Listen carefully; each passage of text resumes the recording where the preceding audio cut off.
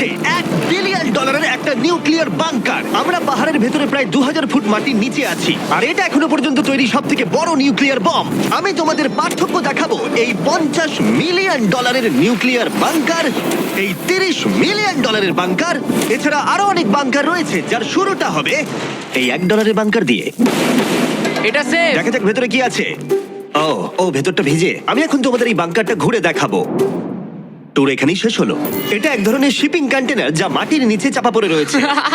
এটা এখনই বেঁকে যাচ্ছে। ওরা আমাকে এটার দাম $1 কেন সেটা বলবে। আমি বলতে চাইছি এটা এক্সপ্লোশনের পরেই হয়েছে। তোমার কি মনে হয় এই বাংকারটা বোমটাকে সার্ভাইভ করতে পারবে? না। দেখা যাক তাহলে। বোমটা ফেলো।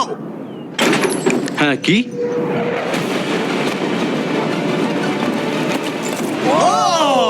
এই বাংকারটা পুরো ধ্বংস হয়ে গেল। পরেরটা গিয়ে দেখা যাক। পরেরটা হলো $1 মিলিয়ন বাংকার, যেটা বানানো হয়েছে মিসাইল শুট করবার জন্য এবং মাটির নিচে নিউক্লিয়ার মহাবিপর্যয়ের হাত থেকে বাঁচার জন্য। কিন্তু ভেতরে কি করে যাওয়া যাবে?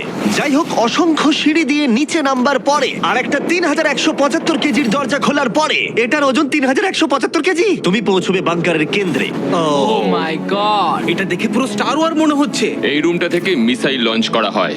এই ফ্যাসিলিটিটা নিউক্লিয়ার অ্যাটাক থেকে বাঁচানোর জন্য তৈরি করা হয়েছে। চাইলে অ্যাটাকও করা যাবে। আমরা যে মেঝেতে দাঁড়িয়ে আছি সেটা আসলে ছাদ থেকে ঝুলন্ত বিশাল প্ল্যাটফর্মের মতো ঝুলছে। এভাবেই বানানো হয়েছে। এই 8খানা